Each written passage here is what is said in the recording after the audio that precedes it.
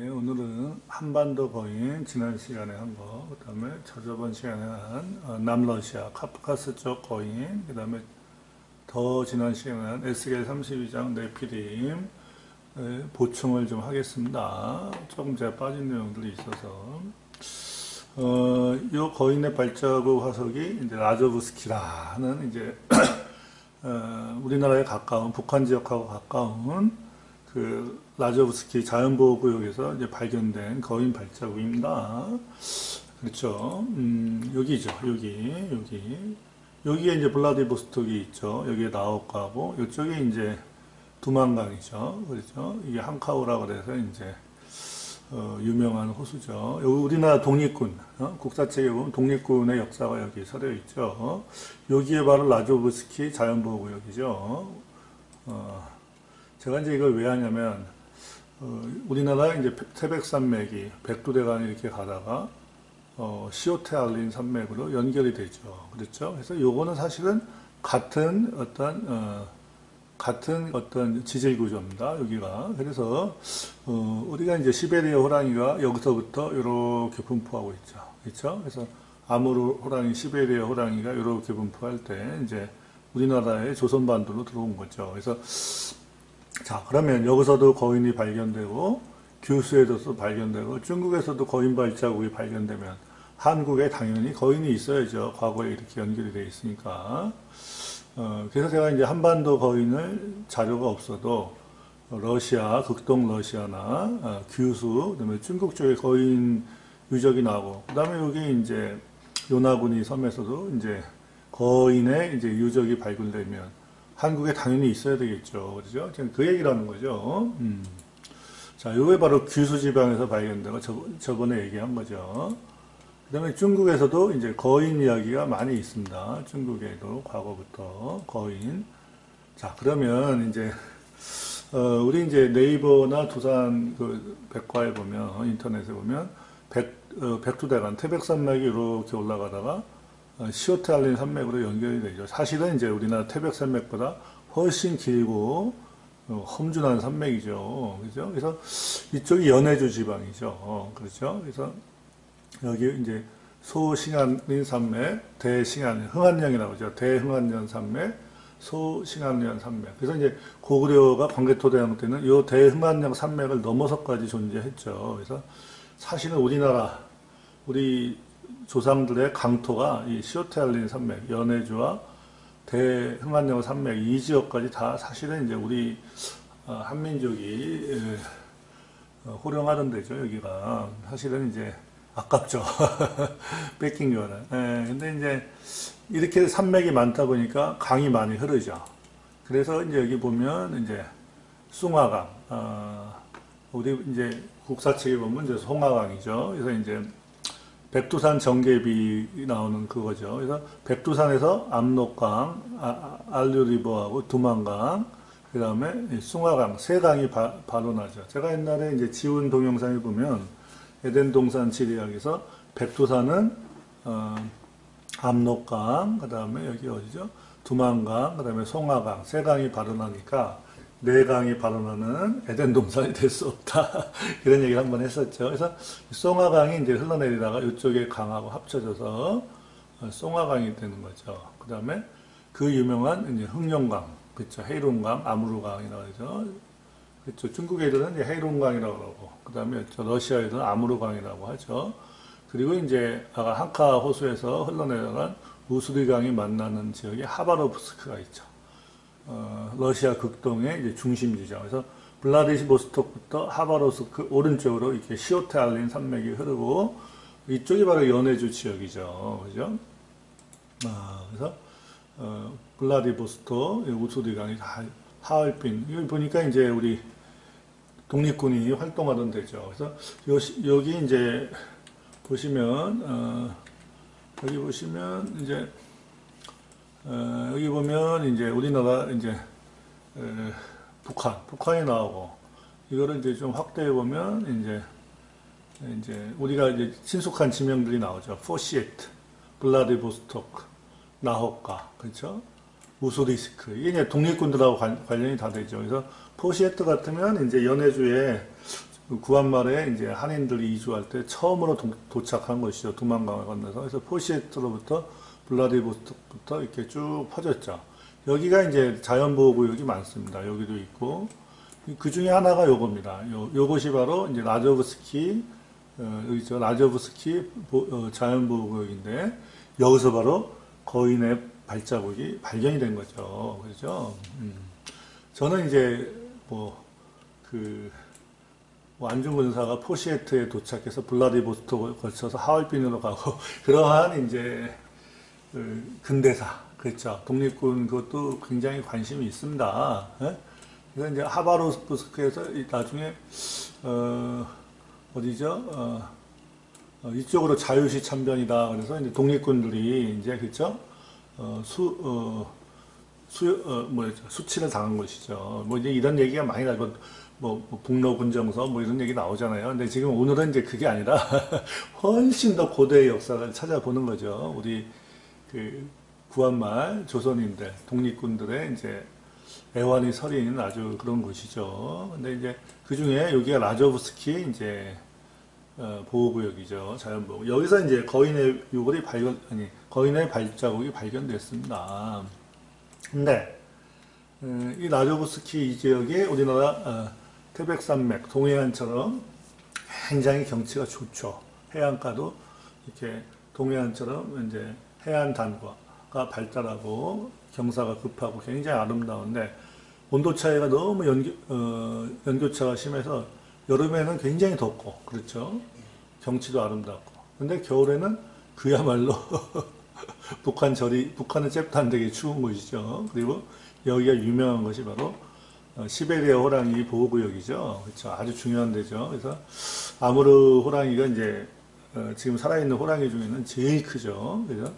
얘네들을 이제 소련 애들이, 러시아 사람들이 이제 이렇게 이제 보호 활동을 하고 있죠. 몇 마리 안 남았으니까. 그래서 제가 옛날에 KBS 다큐멘터리 보니까 그 시오테 알린 산맥에서부터 백두대간, 태백산맥 따라서 남한까지 오게 해야 된다. 이 호랑이 개체가 그런 계획이 있더라고요. 그래서 러시아 사람들하고 극동 러시아 사람들하고 어떤 공동 연구를 하고 있더라고요. 조선 호랑이를 이제 복구하려고 그렇죠. 그래서 이렇게 러시아 사람들이 이제 얼마 남지 않은 아무르 호랑이를 일단 보호를 하는 활동을 하고 있습니다.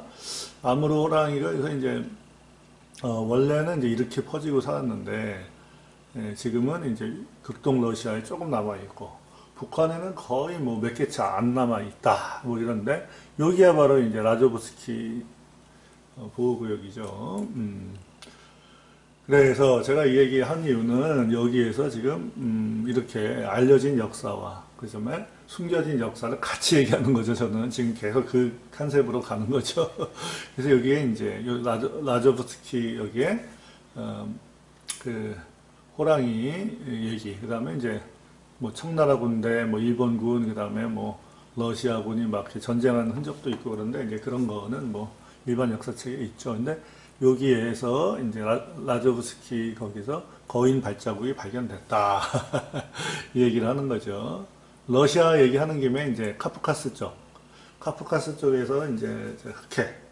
그러면 이제 극동 러시아에서 이제 이렇게 나가서 러시아가 무지하게 크죠. 제가 저번에 이제 여기 보시면 그루지아, 조지아죠. 여기서 거인의 유골이 발견됐다. 그렇죠. 얘기했죠. 근데 이 소치, 4년 전에 이제 김연아가 금메달 뺏긴 소치 올림픽이 열린 소치 말고 거기서 좀 가까운 크라스노다르, 여기서 이제 거인의 유골이 또 발견됐답니다. 그래서 이제 지금 제가 저번에 여기에서도 발견되고, 그 다음에 카자흐스탄에서도 발견되고, 그 다음에 여기서도 발견이 되는 거죠. 거인의 유골이. 그래서 에스겔서에서 말씀하신 거인들이 여기에 이렇게 살았던 거죠. 그리고 루마니아, 불가리아도 있습니다. 다 발견되죠. 터키 북쪽에서도. 지금 역사를 다시 써야 되죠. 그죠? 고대사를.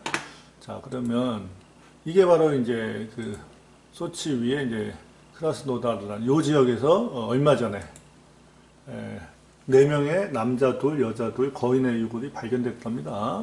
확실한 그쪽 지역 얘기입니다. 즉 러시아나 공산국가는 아직 일루미나티나 이런 애들이 손을 들대서 아직은 그래도 이런 것들이 일반 방송에 나오나 봐요. 이게 실제 그 유골이 됩니다. 일반인보다 2배가 큰 이제 거인의 유골이죠. 그래서 제가 이것도 보충한 거죠. 남러시아, 카프카스, 카자흐스탄 이쪽에 거인의 유골, 에세이에서 말씀하신 거인의 유골이 많이 분포한다 이거죠. 그래서 지금 우리가 고고학을 제대로 다시 발굴해서 제대로 다시 써야 된다는 거죠. 마지막으로 여기 이제 그 18세기, 19세기에 신문 기사에 보면 그 실제로 거인의 유골에 대한 얘기가 엄청 많이 나오죠. 그리고 스미소니안이 거기에 관여가 되어 있습니다. 이런 기사들을 우리가 그러니까 마운드죠. 이 미국의 마운드 이제 여기 보면 이제 헌팅턴시 이제 4마일 떨어진 데서 시청 직원들이 이제 프리스토릭 선사시대 마운드 인디안 무덤이죠. 중앙아시아에서는 쿠르간이라고 그러죠. 거기서 이제 13th 스트리트 13번가에서 이제 마운드를 발굴하다가 이제 거인을 발견했다 이거죠. 그래서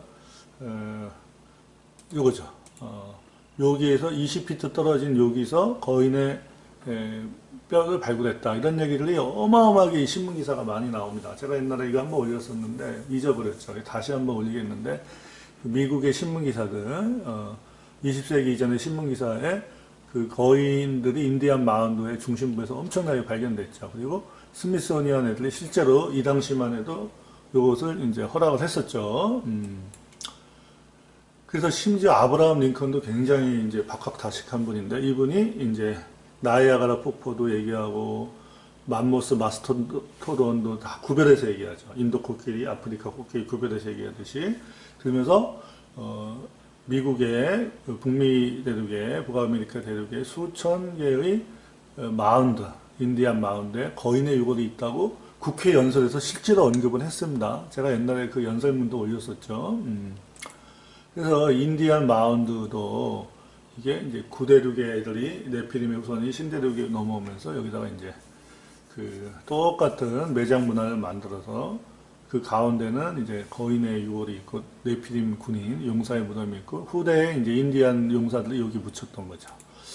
그래서 이 쿠르간 베리얼 마운드, 즉 네피림의 마운드는 실제로 전 세계에 흩어져 있습니다. 그래서 이걸 우리가 발굴해 갖고 성경 말씀 그대로 가야 되는 거죠. 제가 저번에 에스겔서 32장 얘기를 좀 전에 이렇게 교회에서 다시 요약해서 발표했습니다. 목사님들 상대로. 좀 유튜브에서 잘 무슨 말인지 모르겠다 해서 그것도 이제 지금 같이 연결해서 한번 들어보시기 바랍니다. 예, 안녕하세요. 좀 오랜만에 뵙습니다. 제가 얼마 전에 유튜브에다 올렸었는데요. 조금 이해가 안 된다고 누가 그러셔갖고 조금 요약본을 가지고 왔습니다. 목사님들이시니까 좀 요약해야지 뭐 복잡하게 해봤자 좋을 것도 없고.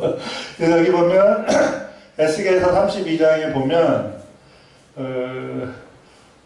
에스겔서 32장에 보면 어떤 왕들이 죽어서 스월, 음부에 묻힌다는 얘기가 많이 나옵니다. 이사야서에도 그런 얘기가 나오는데 그게 무슨 뜻일지 뭐 우리가 죽어서 지하 감옥에 가서 하나님의 큰 백보자 심판 때까지 기다리는 거다. 보통 이제 대충 그렇게 생각을 하는데 스월이라고 했을 때 성경 말씀 보여드릴 건데 그 스월을 이렇게 찾아보면 음부, 뭐 지하 감옥 그런 말도 있지만 무덤이라는 뜻도 있습니다. 네? 무덤. 그래서 거기에 대해서 제가 이제 어릴 때 성경을 읽거나 이제 목사님들도 읽으셨을 때 이게 좀 피부에 안 와닿는 얘기가 있습니다. 그래서 그 부분은 제가 좀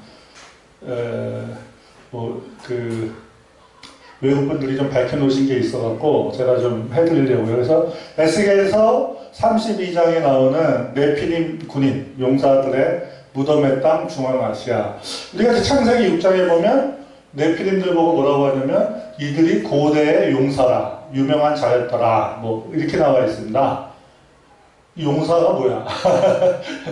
전쟁하는 군인들이죠, 그죠? 그러니까 창세기의 6장에 그 노아 홍수전 세상이 땅이 폐비하고 강포하였다 했을 때 뭐 그냥 싸놨다 이 정도가 아니라 엄청나게 잔인무도하게 국가끼리 싸운 것처럼 볼 수가 있는 거죠. 왜냐하면 홍수전 사람들도 인구가 많으면 사회가 형성이 되잖아요. 가정, 뭐 지역사회, 어떤 국가 이런 게 형성이 되거든요. 그래서 그 전에도 심지어 핵전쟁도 있었다는 그 흔적이 있어요. 그래서 우리가 하나님이 홍수로 다 쓸어버리시기 때문에 잘 모르잖아요. 그 이전 세계가 어떠했는지. 그러니까 성경 말씀에서 가르쳐주는 정도는 알아야 되겠죠. 그렇죠? 그래서 이제 그걸 하는 건데, 자, 그러면 중앙아시아가 지금은 이제 이슬람화되어 있고, 옛날에는 소련 연방이었기 때문에, 공산주의하고 이슬람 쪽이었기 때문에 서구의 학자들이 접근을 못했는데, 지금은 많이 자유화가 돼서 접근을 하잖아요. 그래서 중앙아시아가 예루살렘하고 가깝잖아요. 우리나라보다 훨씬. 그러니까 뭔가 흔적들이 남아있다는 거죠. 뭐냐면, 디아스포라. 아시리아 왕이 누구예요? 그 북쪽 나라 이스라엘을 점령하고 흩어버렸죠. 그 다음에 한 200년 있다가 느부갓네살 또 잡아갔죠. 그러면 팔레스타인 지역에 있는 유대인이나 다른 나라 사람들이 어디로 갔을까요? 여기저기 흩어졌겠죠. 중앙아시아가 가까워요. 터키하고 이란 바로 위에요. 그래서 거기에 또 뭔가 있다는 겁니다. 그래서 이제 그쪽에 대해서 얘기를 하겠습니다.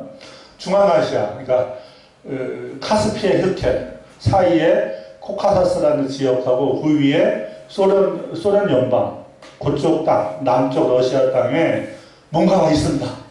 오늘은 그거에 대해서 하겠습니다. 자, 성경에 보면 가장 유명한 그 사건이죠. 다윗하고 골리앗을 싸웠죠. 근데 골리앗가 키가 엄청 컸어요. 4m 조금 안 되는데 골리앗하고 다윗이 왜 싸웠을까요? 성경 창세기 모든 거의 기원은 창세기죠. 특히 성경에 있는 얘기의 기원은 창세기죠. 창세기에 분명히 하나님이 너의 씨와 뱀의 씨와 여자의 씨를 원수되게 한다 이랬단 말입니다. 원수니까 싸우는 거죠. 계속 싸우는 거죠. 요즘은 부부끼리도 싸우잖아요. 그러면 안 되죠. 그죠? 저도 양심에 좀 찔리네. 원래 싸우면 씨가 다르기 때문에 싸우는 거죠. 그죠? 뱀의 씨하고 여자의 씨. 갈라디아서에 보면 여자의 씨가 누구냐? 예수님이라고 했잖아요. 예수님을 모신 자들이 다 여자의 씨죠. 그죠? 예수님의 몸으로서. 그러면 다윗한테도 그리스도의 영이 계셨거든요. 그러면 그리스도의 영하고 벨리알의 영, 사탄의 영을 가진 골리앗은 이거 안 싸울 수가 없습니다. 그냥 싸우는 거예요. 그죠? 여호수아 가나안 땅에 들어갔을 때 난데없이 아낙 자손, 르바임, 거인족들이 나오잖아요. 그래서 걔네들을 죽이잖아요. 왜 죽일까요? 원수니까. 내 영혼의 원수잖아요. 그렇다고 뭐 인종주의 갖자는 얘기가 아니잖아요. 이때는 저 거대한 덩치로서 하나님이 표시를 해줬죠. 요즘에는 덩치가 작아졌을지도 모릅니다. 심지어 제 육체 속에도 저런 유전자가 있을 수도 있어요. 그래서 사도 바울이 내 육신 속에 죄가 있다 이래버렸잖아요. 왜 하필이면 육신 속이라고 했을까요? 뭔가 이게 DNA가 섞인 게 있어요. 그래서 과학자들이 조사해보면 사람의 DNA 아닌 DNA가 우리 몸에 있다. 이게 조사하면 나와요. 뭔가가 섞인 거예요. 우리 몸에. 그거를 영혼을 먼저 구원하고 나중에 육의 구원은 나중에 주시잖아요. 몸의 구속을. 그죠? 우리 몸속에 불순물이 섞인 것 같아요. 그죠? 자, 그러면 성경에서 창세기 6장에서 네피림 용사 군인이라고 그랬잖아요. 그러죠? 고대 홍수 전에 용사들이다, 유명하다 이런 말을 하는데, 그런데 홍수 이후에도 계속 거인족이 나오면서 하이라이트가 언제입니까? 다윗 왕이 이스라엘 국가를 세울 때 마지막으로 많이 이제 처단을 했습니다. 함의 후예들 중에 거인족이 많았거든요. 지금은 어디 갔는지 거의 찾아보기가 힘들어요. 그죠? 근데 성경이 자세히 보면 거인 애들이 전부 다 군인이었습니다. 군인. 그냥 군인. 옛날 말로 용사, 역사, 전사, 요즘 말로는 이제 군대죠. 그리고 바사나옥도 군인으로서 왕이었습니다. 그래서 그 골란고원지대에 있던 이 바사나옥도 거인이었죠. 그렇죠. 골리아드보다 훨씬 컸죠. 그 다음에 중세 때도 거인들이 전쟁에 참여했다는 얘기들이 있어요. 실제로 로마 시대 역사에 보면. 지금은 얘네들이 어디 갔는지 뭐 없어요. 근데 기록에 남아 있습니다. 이렇게 중세 때도 뭐 게르만족에도 있고 뭐 노르만족에도 있고 거인들 얘기가 나와요. 로마 시대 때 왕 중에 한 명도 키가 거대해서 키가 단순히 큰 일반인이 아니라 거인급이었죠. 그리고 중국 역사책에도 거인 전사들이 나오죠. 거인 전사. 그리고 이 수메르에도 거인 전사가 있었습니다. 그러면 거인 전사 중에 거인 용사, 네피림 용사 중에 가장 진짜 명의는 홍수전에 있었겠죠. 걔네들이 이제 수메르 신화에 보면 왕으로 나와 있습니다. 왕으로. 그래서 옛날에는 이제 군인으로서 황제가 된 사람들이 많았죠. 포악하죠. 제가 왜 이런 얘기를 하냐면, 그러면 그 유골이 어딨냐 이거죠. 얘네들이 있었으면 유골이 있어야 되잖아요. 그죠? 흔적이. 우리가 출애굽기에서 그 200만 명이나 되는 이스라엘 사람들이 40년 동안 광야에 있었는데 옛날에 출애굽 경로를 보면 아무것도 안 나와. 그러면 믿음으로 믿자. 그것도 좋지만 내 믿음이 실제로 현장하고 맞아야 되겠죠. 그러니까 그 경로가 잘못된 거예요. 사실은 성경에는 거기하고 안 돼 있습니다. 갈라디아서에 분명히 아라비아에 있다고 그랬습니다. 아라비아라는 게 미디안 땅이에요. 성경 자체에 신의 산이 미디안 땅에 있는 걸로 나와요. 그런데 미디안 땅이 아니고 이상하게 시나이 반도라고 자꾸 서양의 학자들이 그래버린 거예요. 시나이 반도 아무리 뒤져봐요. 안 나와요. 성경에 아라비아에 있다고 분명히 얘기했습니다. 하갈은 아라비아에 있는 신의 산이다. 그랬다니까요. 그리고 신명기가 어디 보면 미디안 땅에 있다고 나와 있어요. 사실은. 그러면 미디안 땅 북서 아라비아에 가야지. 거기가 신의 산이 있지. 어디서 시나이 반도 백나지지밖에 안 나와요. 마찬가지로 성경에 거인이 있다 그러면 유골이 있어야 돼요. 예? 유골이 있어야 됩니다. 하나님을 시험하겠다는 게 아니라. 근데 이제 어떤 연유인지 유골이 별로 안 나온다 이겁니다. 그러면 우리가 성경에 대한 믿음이 약해지겠죠. 그렇죠. 왜냐면 우리가 하나님 말씀을 믿고 그 믿음으로 구원을 받아야 되는데 어떤 이 연유에서인지 성경 말씀에 대해서 신빙성이 떨어져 버리면 그러죠?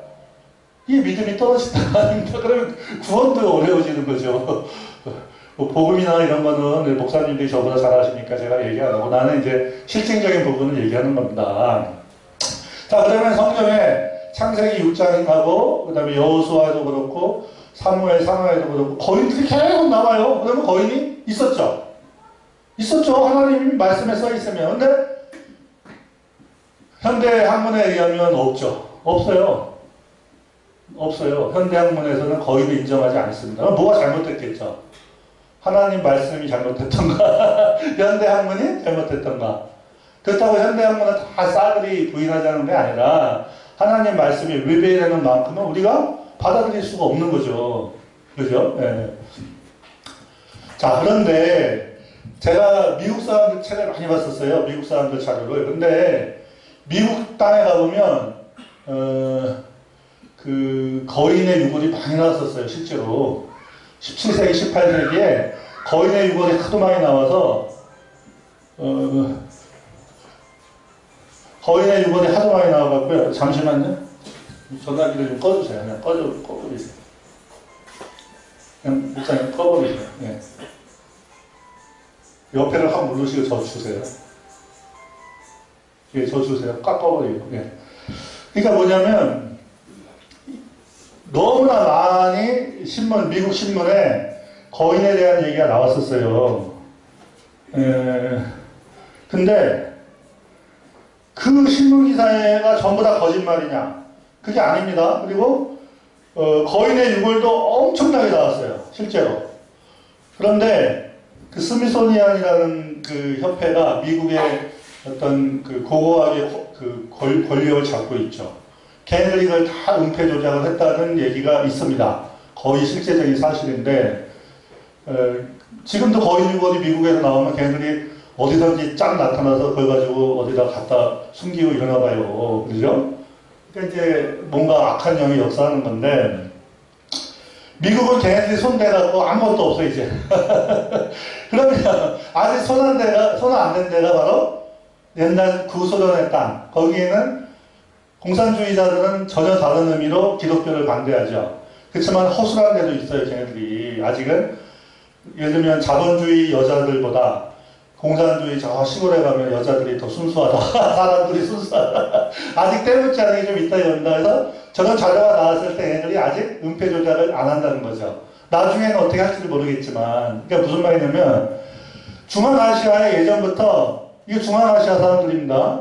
이 거인들이 남쪽 러시아 사람들이고 이쪽이 이제 아프가니스탄 쪽이고 이 거인 족속들이 있었어요. 네? 그리고 여기 보면 어마어마하게 큰 거인의 그 무덤이 있어요. 이게 이제 미국 병사가 이제 찍었는데 학자라면은 이런 거 사진 한 장만 나와도 이거 조사해야 되는데 지금 이제 학문의 세계도 경쟁이 붙기 때문에 돈 되는 것만 해야 되거든. 그러니까 저런 거 안 한단 말이에요. 네?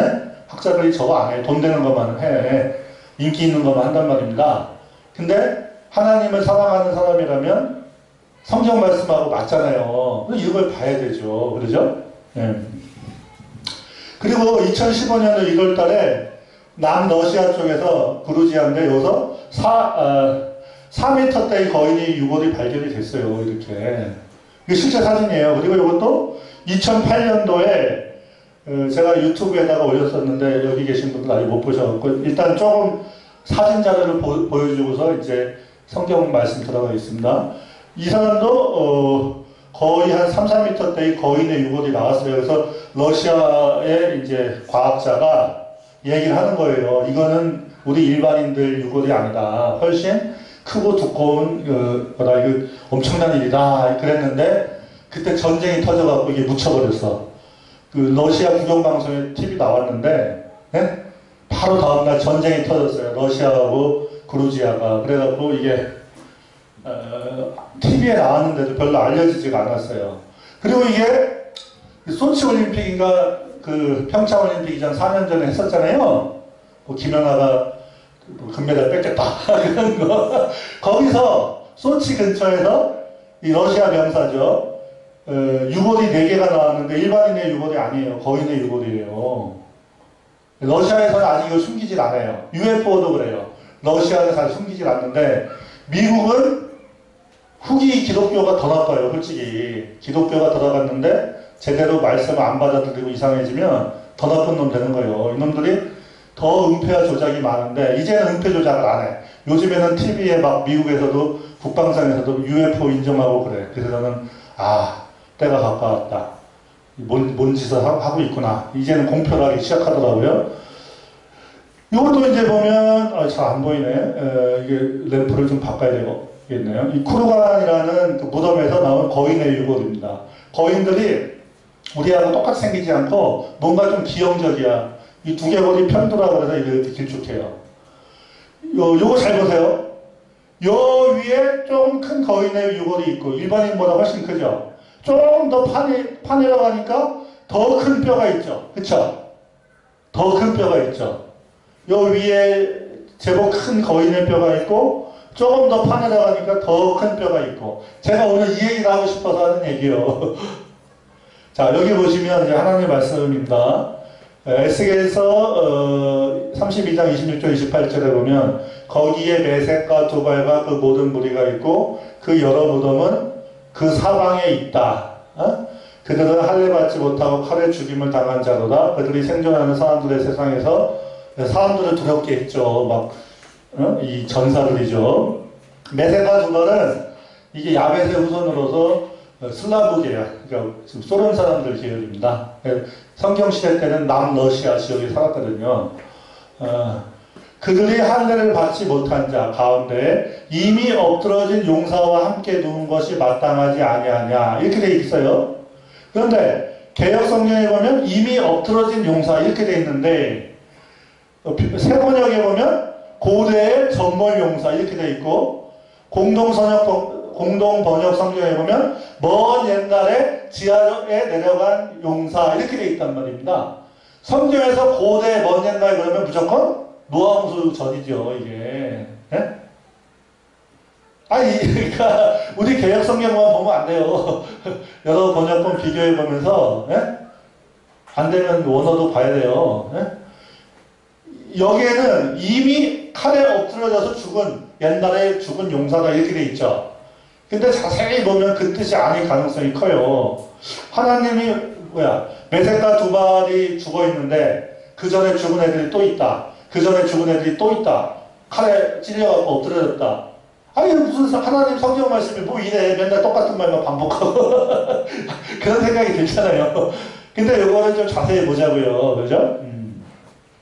이 용사들은 다 무기를 가지고 스월에 내려가서 스월이라는 게 무덤에 1차적으로 무덤의 뜻이에요. 그냥 무덤에 내려가고 자기 칼을 베개로 삼았으니 그 백골이 자기 죄악을 졌으며 생존하는 사람들의 세상에서 용사, 전사, 군인의 두려움이 있던 자로다. 이렇게 돼 있죠.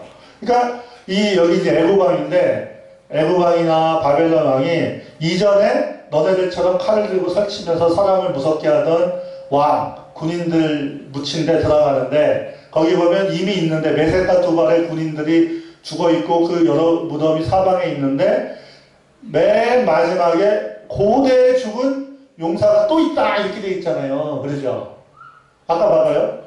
죽었죠? 죽어서 묻혔는데 더 옛날에 더 깊이 파면 또 있다는 거죠. 그렇죠? 계속 파요. 그냥 그러니까 군인이 죽으면 계급이 높으면 땅에 묻지만 매장하지만 얘네들이 이제 이름 없는 무명용사 같으면 그냥 구덩이다 놓고 다 묻어버리잖아요. 그래도 시대별로 더 깊이 내려가면 내려갈수록 옛날 군인들이 나오죠. 그 부장품 칼이나 예를 들면 우리나라 휴전선 파보면 막 6.25 때 탐피도 나오고 이러겠죠. 철모도 나오고 더 깊이 파면 일제시대 때 뭐가 나오고 더 깊이 파보면 뭐가 나올까요? 구한말 때 무슨 난 일으킨 사람들 화승총도 나오고 더 깊이 파보면 병자호란 때 군인 나오고 더 깊이 파보면 임진왜란 때 군인 나오겠죠. 계속 그렇게 깊이 파다가 그렇죠. 무덤이든지 일반 그냥 그 매장지든지 파면 더 깊이 팔수록 옛날 사람들의 뼈란 말이에요. 그런 의미가 있는 거예요, 이게. 그렇죠? 그러면 계속 파다 보면 뭐가 나올까요? 맨 처음 군인들의 뼈다구가 나오겠죠. 맨 처음에 저런 짓 하는 사람이 누굴까요? 바로 홍수전에 무기 들고 덩치 큰 거인들이 사람들, 셋의 아들들을 괴롭히던 그 시대가 나오겠죠. 아주 깊이 파보면. 그러니까 아까 그 말씀해 보면 이미 엎드러졌다 해서 이 엎드러졌다가 영어 성경에 보면 fallen에서 넘어졌다는 뜻이에요. 그런데 fall이라는 뜻이 잘 살펴보면 넘어졌다의 뜻도 있지만 떨어졌다의 뜻도 있어요. 그래서 창세기에 보면 뭐라고 나오냐면 그 네피림이라는 게 타락했다, 떨어졌다 이 뜻이에요. 그러니까 여기서는 봐봐요. 엎드러졌다 그러니까 칼에 찔려 엎드러졌다. 성경에 그런 표현이 많으니까 우리나라 한글개혁 성경에 칼에 찔려 엎드러졌다 이렇게 하는데 그게 아니라 고대에 이미 오래전에 네피림 용사다 이 말이 많아요. 왜 그러냐면 창세기 6장에 그들은 용사라 고대에 명성이 있는 사람들이었더라. 고대의 용사로서 누구예요? 고대의 용사다 그러면 창세기 6장에 바로 네피림들이에요. 그래서 이 엎드러졌다의 그 원어 성경에 보면 그 네피림하고 똑같은 단어가 나와요. 그래서 그 어떤 학자들이 이게 이미 칼에 엎드러진 일반 군인들 얘기가 아니라 맨 처음에 이런 짓을 하다가 죽은 고대의 네피림 용사다. 그 무덤에 너도 같이 묻힌다. 이렇게 봐야 된다. 그랬단 말입니다.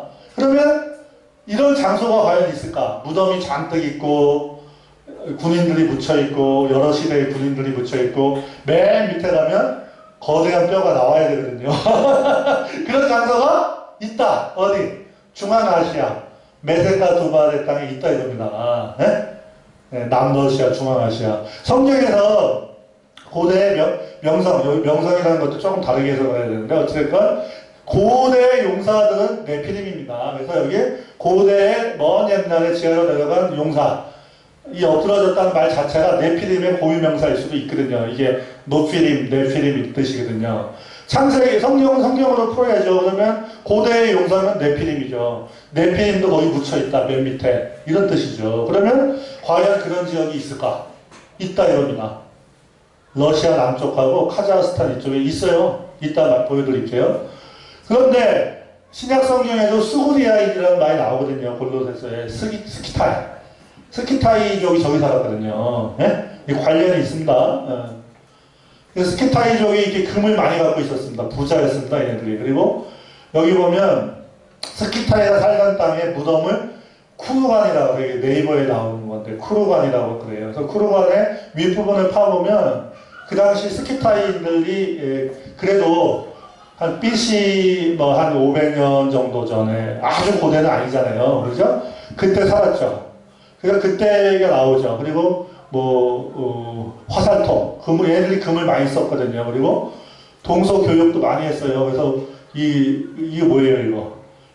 실크로드 같은 걸 얘네들이 개척도 하고 이랬어요. 그래서 여기 중국까지 해서 맨 처음에 동서 교역을 막 했단 말입니다. 그런데 지금 여기 흑해하고 카스피해 여기 사이, 여기에서 거인의 유골이 많이 나오고, 그 다음에 여기 아라레하고 이쪽에 카자흐스탄 요 땅, 요만큼에서 무덤들이 엄청 많아요. 아까 여러 무덤이 사방에 있다 그랬잖아요. 여기에 무덤이 많아요. 그게 바로 쿠르간이라는 겁니다. 쿠르간. 근데 이제 이 쿠르간을 대충 파보면 일반인들 뼈가 나오죠. 시대별로. 근데 깊이 파보면, 아주 깊이 파보면, 아까 뭐라 그랬어요? 고대의 전몰용사, 고대의 네피림 용사의 뼈가 있다 그랬잖아요. 거기 뼈가 나온다니까요. 그 맨 밑에 들어가 보면. 여기 보면, 지금 어떤 학자가 얘기하는 거예요. 이 에스겔서에서 말씀하는 이 지역은 메섹과 두발에 여러 무덤이 있는 곳은 바로 악투베라는 지역이다. 카자흐스탄에. 거기에 고대의 무덤이 엄청 많다. 이렇게 돼 있죠. 그래서 에스겔서 32장에 나오는 깃보림, 노피림 이게 뭐예요? 엎드러진, 떨어진 용사, 군인이다 이 뜻인데 폴른이라는 말이 히브리어로 네피림이거든요. 그래서 네피림 워리어를 이게 일반 명사로 보지 말고 고유 명사로 보면 고대의 네피림 용사도 묻혀있다. 그 무덤에 이렇게 봐야 된다는 거죠.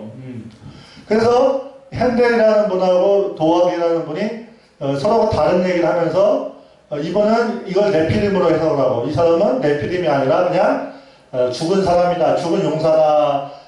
서로 다른 해석이지만 결론은 뭐냐? 문맥상 고대의 네피림 용사가 묻혀있다로 봐야 된다는 것은 의견이 똑같다는 겁니다.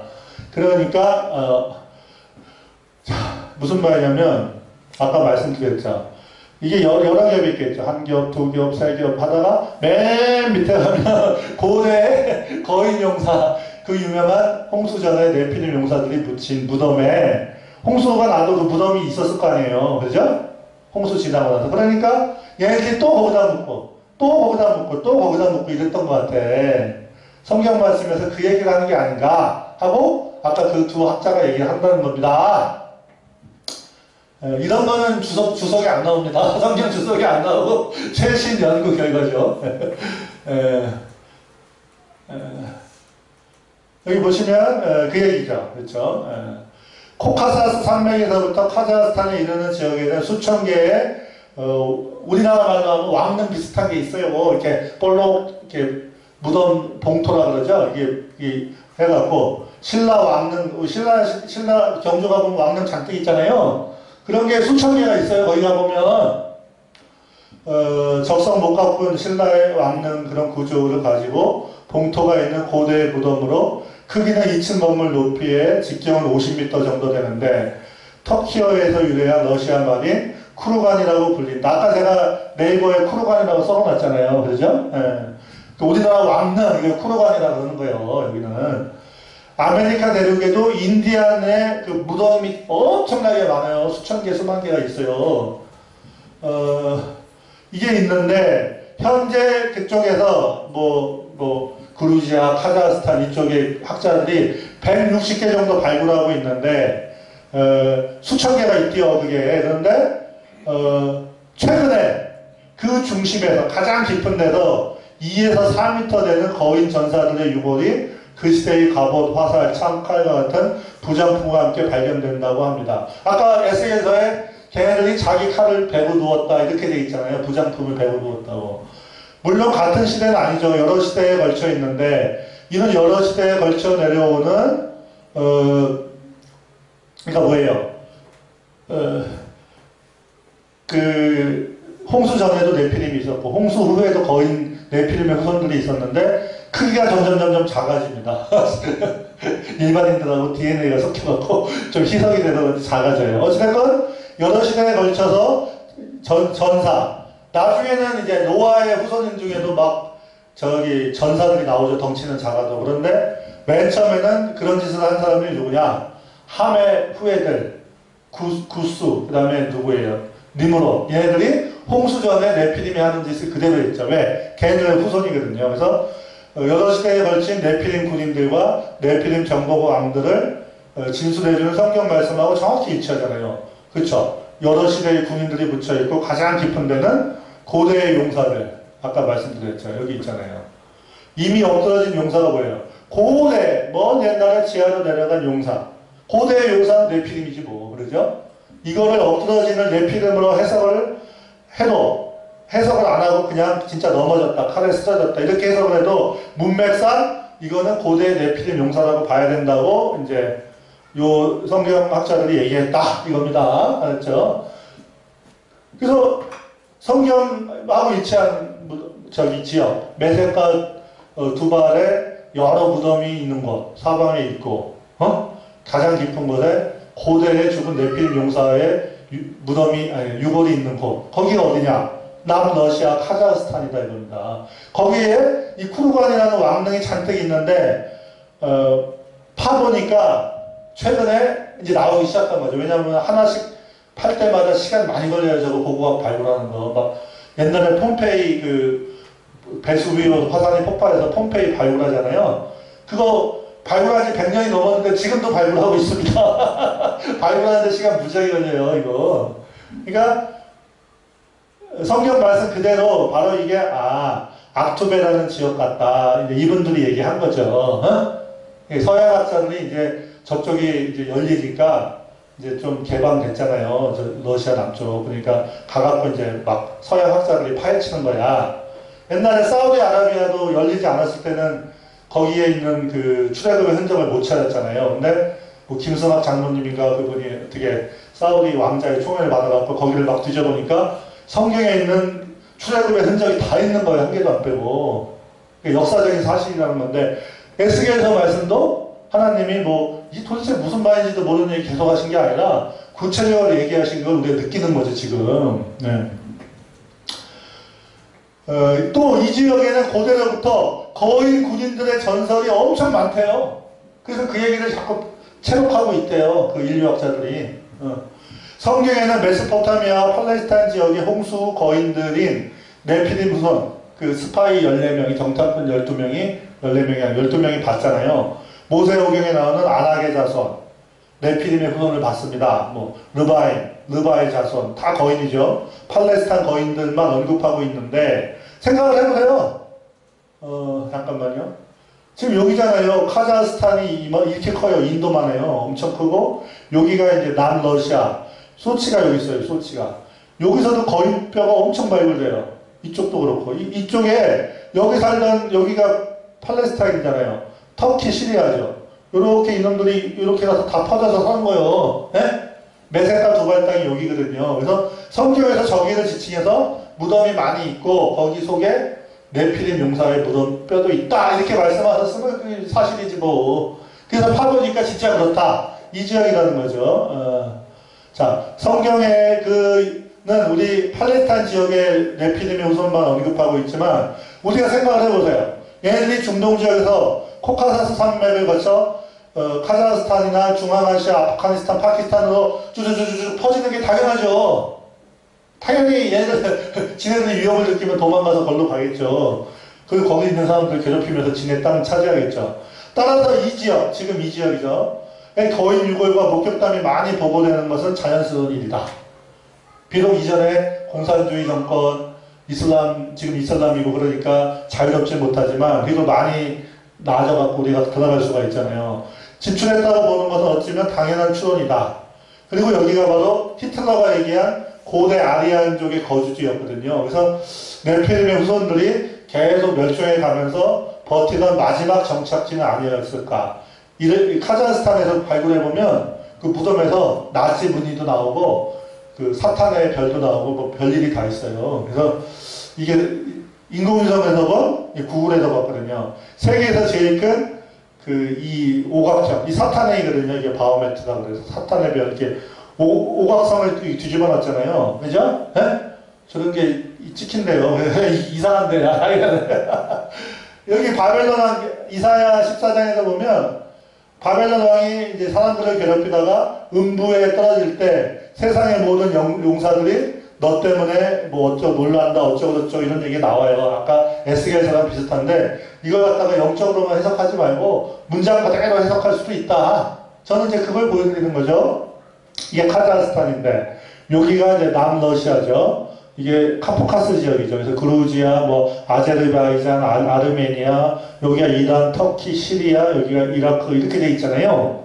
그죠? 그러면 성경에 나오는 거인들은 여기에만 나오지만 얘네들이 이렇게 나중에 홍수 후에 여기 아라라산에서부터 이렇게 퍼져 살죠. 아라라산이 여기 있거든요. 아라라산이. 그리고 에덴 동산으로 의심되는 타브리즈 지역이 여기 있죠. 이 코카사스 지역이 이 세계에서 언어 밀도가 제일 높은 곳이에요. 저기가 단위 면적당 언어 수가 제일 많은 데야. 그러니까 이 뭔가 바벨탑하고 관련이 있는 게 맞아요. 그죠? 홍수에 퍼지기 시작한 데가 여기 같아요. 그리고 함의 후손한테 계속 거인들이 나오거든요. 창세기 10장에 보면 함의 후손한테만 거인이 나와요. 왜?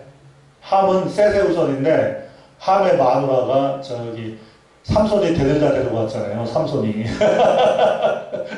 이방 여자 데려오지 말랬더니 그냥 꼭 말 안 듣고 또 이상한 애 또 데려온 거야. 예쁘다고. 그래갖고 함의 부인이 저쪽 여자야. 가인족 속 여자야. 거기에 네피림 DNA가 섞여 있단 말이에요. 우리랑 비슷한데. 그러니까 거기서 계속 모계로 네피림의 유전자가 보존이 된 거야. 노아 방주 타고 넘어온 거예요. 어떤 사람은 노아의 부인이 그거였다 이렇게 얘기하는 사람도 있는데 저는 그거 같지 않아요. 함 같아요. 함. 유대인들은 노아의 부인이 가인의 후손 나아만이었다 이런 분도 있어요. 실제로 그 외국 책에 찾아보면 유대인들 중에 그렇게 얘기하는 분들이 계신데 저는 함의 후손에서 거인이 나오니까 함의 부인이 그랬을 것 같아요. 왜냐하면 노아가 의인이었는데 그래도 셋의 후손에서 여자를 찾았겠지, 아내를 찾았겠지. 가인의 후손에서 찾았을 것 같지는 않아요. 근데 함은 말 안 듣고 했을 수 있습니다. 함의 후손에서 노아 홍수 전에 네피림이 하던 짓을 그대로 했거든요. 그래서 제일 먼저 이웃나라를 정복하기 시작한 애들이 니므롯, 함의 손자부터 또 이웃나라 정복하고 왕이 되고 이런단 말이에요. 성경에서 왕은 예수님밖에 없는데 인간이 권력, 그렇죠, 힘으로 군사 무기로 정복하고 이래서 왕이 된 거는 함의 후손들이 시작했고 또 함의 후손들한테 계속 거인들이 나와요. 아모리 족속 거인 나오지 무슨 족속 거인 계속 거기서 나온다니까요. 여기 보면 여기 있죠. 여기 보면 여기가 소치 올림픽이 여기서 했죠. 소치. 그리고 여기 잘 안 보인다. 무슨 노르. 여기서도 거인의 뼈가 발굴이 됐어요. 4개. 그 다음에 여기서도 거인의 뼈가 발굴되고 우크라이나, 루마니아, 불가리아에서도 다 발견돼요. 그 다음에 이쪽 카자흐스탄에서도 엄청 발견돼요. 요 지역이에요. 아까 악토베란 지역이 요 지역이에요. 그래서 메세카 조발 땅에 무덤이 많은 곳이 여기입니다. 네? 지금 발굴하고 있다 이거죠. 그래서 이게 좀 잘 못 써갖고 이렇게 퍼져 있는데 이게 약간 높아요. 그래서 2층 건물 높이에 사진 몇 장 보면 끝납니다. 이렇게 왕릉이 있어요. 그래서 여기 옆에 보면 여기 이제 이게 화질이 떨어져서 그런데 여기 잔뜩 있어요. 이렇게 잔뜩 있어요. 왕릉이. 그래서 그 중에 하나를 찍었죠. 이렇게 이거. 그다음 여기도 있죠. 그 넓은 허허벌판에 저런 쿠르반이라는 무덤이 잔뜩 있단 말입니다. 수천 개가. 근데 그 입구가 이렇게 생겼어요. 돌을 쌓았어요. 돌을 이렇게. 우리나라 신라의 무슨 천마총 이런 것처럼, 예? 돌을 적석, 뭐, 이렇게 쌓아놨어요. 이렇게. 그리고 흙으로 덮어놨죠. 그래서 그 입구가 이렇게 생겼는데, 이 들어가서 사람들이 파봤죠. 이게 러시아 사람들이 있죠. 파다가, 이렇게 생겼죠. 이렇게 해서 팠어요. 팠더니, 처음에는 이제, 최근에 이제 하나가 나왔는데, 군인 3명이 나왔는데, 처음 2명은 일반 군인인데, 가장 깊이 한가운데를 파보니까, 이 군인 3명이 나왔는데, 그 칼도 나왔대요. 시대가 다르대요. 맨 밑에 가보니까, 거대한 애가 나온 거니까 성경하고 딱 맞잖아요. 그 무덤에는 고대 네피림 용사의 유골도 있다. 이랬단 말이에요. 그러니까 제 생각에, 이게 같은 영이라고 고대 네피림 용사가 묻혀 있으니까 거기를 신성하다고 느끼고서 이놈들이 지네들도 싸움박질 하다가 죽으니까 거기다 묻어라. 그러니까 코끼리 무덤처럼 거기가 그 무덤 성소가 된 거예요. 내가 보니까. 그렇게 된 것 같아요. 우리 믿는 사람들은 하나님 말씀을 예루살렘을 중요시 여기잖아요. 근데 얘네들은 그게 아니라 자기들하고 똑같은 영을 가진 네피림을 중요시 여기죠. 왜? 힘으로 죽이잖아요. 딴 사람들은. 그게 네피림이 하던 짓이거든. 그러니까 저런 짓 하던 애들은 저 무덤을 찾아가는 거죠. 거기에 파다 보면 그렇게 되는 거죠. 제가 드리고 싶은 얘기가 많은데 위험한 얘기가 있어서 말 못해. 그렇죠. 그래서 이 부장품이 나오죠. 이게 이제 실제 사진이랍니다. 머리가 길쭉해. 편도라 그래서. 이게 거인 무덤입니다. 이거죠. 예. 간신히 찾았대요. 간신히. 이 시대가 뭐 황금 갑옷 시대다 이러더라고. 조금 홍수 이후 시대라고 하더라고. 그리고 여기 보면 부작품 중에 금으로 된 이 청동목을 나오고 요거 나치 문양도 나왔죠. 그리고 여기에 보면 이 쿠르간 땅의 자이언트 여기에 보면 아리안족. 히틀러가 아리안을 되게 좋아했는데 스키타이, 아리안, 스키타이, 이란, 뭐 인도 얘네들이 다 비슷한 민족이거든요. 얘네들이 뭔가 문제가 있는 애들이요. 그랬는데 이 쿠르간처럼 생긴 말이 터키 말이라서 그렇지 우리나라 말로 무덤, 무덤, 왕릉급 큰 무덤이다 이 뜻인데 그게 전 세계에 다 있다 이겁니다. 유럽도 있고 저기 어디요 북아메리카 대륙이 어마어마하게 많아요. 비슷하게 생겼어요 실제로. 우리나라도 신라 왕릉이 있고 그쵸? 이게 맨 처음 시작을 누가 했을까요? 맨 처음에 스스로 왕이 된 자들이 시작했겠죠.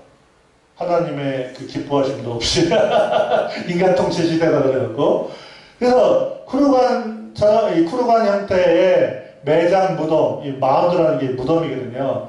전 세계에서 발견된다. 그런데 가장 깊은 것, 그러니까 맨 처음에 이 마운드를 만든 애들은 고대 네피림의 풍습이었다는 거죠. 그죠?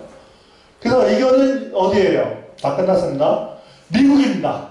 미국에 이렇게 거대한 무덤이 있어요. 저기를 끝까지 파보면 거인의 유골이 많이 나와요, 실제로. 그리고 실제로 17세기, 18세기에 많이 나왔대요. 그래서 아브라함 링컨 대통령이 국회 연설할 때 이렇게 얘기했어요. 나이아가라 폭포가 있었고, 우리나라 북아메리카 대륙은 막 멋있게 시적으로 표현한 거예요. 나이아가라 폭포가 아담 이후에 있었고, 맘모스가 하고, 마스터돈이라는 코끼리도 있어요. 되게 똑똑해요, 이 링컨 대통령이. 그래서 막 별 얘기를 하다가, 거인들의 유골이 있는 그 무덤들이 온 우리나라 아메리카 대륙에 퍼져 있습니다. 이렇게 연설을 했습니다. 대통령이. 근데 지금 그게 별로 미국 사람들 관심을 못 끌어요. 기독교인인데도. 왜 그럴까요? 하나님 말씀 안 믿는 거지 뭐. 그냥 관심이 없는 거예요. 그냥 딴 데 관심이 가는 거예요 벌써. 대통령이 직접 국회 연설할 때 했다는 겁니다. 그래서 제가 이제 오늘 드리고 싶은 말씀은 성경에서 우리가 이런 사실들을 사실 모르는 상황에서 성경을 풀다 보면 그죠? 이제 완전히 무슨 저기 3000% 빠지는 해석을 하죠. 저부터.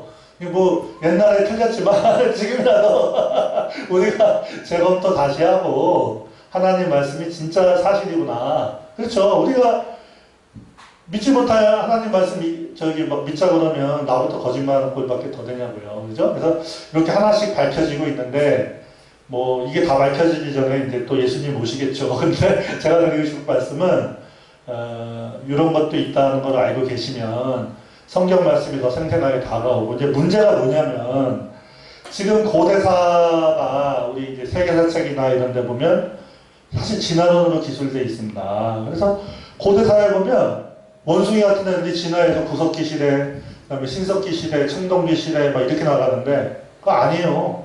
부분적으로밖에 안 맞는 얘기예요. 고대에는 홍수 전후에 거인들이 문명을 시작했어요. 수메르 문명도 거인의 문명하고 관련이 돼요. 갑자기 나타난단 말입니다.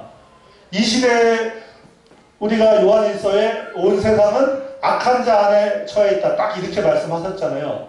이거 너무 센 말씀이죠. 그러면 이 세상 문명을 시작한 자가 누굴까요? 가인일까요? 셋일까요? 가인 족속이 시작했다니까요? 가인 족속이 이 세상의 문명을 시작했어요. 그러니까 우리 지금 현대 문명도 사실은 가인 문명에서 계속 온 겁니다. 왜? 우리가 이 가운데 살고 있잖아요. 그래서 어떻게? 그렇다고 사도 바울이 그랬잖아요. 니네가 그렇다고 뭐 이런 사람 저런 사람 다 피하면 아예 세상 밖으로 나가야 된다. 이랬잖아요. 세상에서 성문과 빛의 역할을 해야죠. 단지 세상 문명이 악한 자 안에 처해 있다는 걸 알고서 우리가 분별하고 물들지 말고 사도 야고보서 나오잖아요. 하나님 앞에 거룩한 거짓 없는 경건은 세속에 물들지 않는 거다. 세속에 물들어놓고 무슨 놈의 전도가 되고 무슨 놈의 되겠습니까? 창조하기 안 된다니까요. 세속에 안 물들려면 하나님 말씀을 그대로 믿어야죠. 그대로 믿는다 그래서 바보 맹주처럼 1 더하기 2는 1이다. 이렇게 믿자는 얘기가 아닙니다. 맹신하고 광신하는 얘기가 맑은 정신으로 성경을 봐야 되는 거거든요. 그러면 하나님 말씀이 자명해지죠. 그렇죠. 그러면 우리가 믿음으로 아멘 그러고서 찾아봐야죠. 학자라고 그러면. 그런데 자기 분야 따로 세상 학문 따로 교회 믿음 따로 옛날에 작년에 뭐 어떤 사람이 그 중소벤처부 장관인가 중기벤처부 장관인가 하려고 나왔었잖아요. 박모식인가 하는 분이. 근데 그분이 내가 볼 때는 잘은 모르는데 그 뭐가 되고 싶었어요. 그 장관이 되고 싶었던 것 같아. 저 같으면 그런 데 안 갑니다. 저 같으면 뭐 시켜주지도 않겠지만 제가 볼 때는 아예 안 갔어야 돼요. 괜히 창조하고 망신만 시켰죠. 신앙의 나이로는 6,000년이고 뭐 과학의 나이로는 46억 년이다. 이게 뭐예요? 검은색이면서 흰색이다. 말도 안 되는 얘기잖아요. 그냥 아예 하나 버리는 거죠. 왜? 하나님 말씀을 선택을 해야죠. 그런데 문제는 하나님 말씀에 대한 잘못된 해석을 내가 가지고 있으면 하나님을 욕되게 하는 거니까 우리가 계속 그 시대의 흐름을 잘 예의주시해서 깨어있는 정신으로 성경을 입증을 해야죠. 그렇죠? 네. 저는 이제 그게 옳다는 거죠. 근데 그런 자료들이 자꾸 나오니까 우리가 하나님을 경외하는 마음으로 성경의 진리성을 믿고 나아가면 된다. 저는 이제 그런 입장이죠. 그래서 그런 자료를 하나 보여드렸고 발굴된 사실하고 일치하잖아요. 그죠? 이 최근에 나온 얘기인데 저도 정말 엄청나게 놀랐습니다. 오늘 마치겠습니다.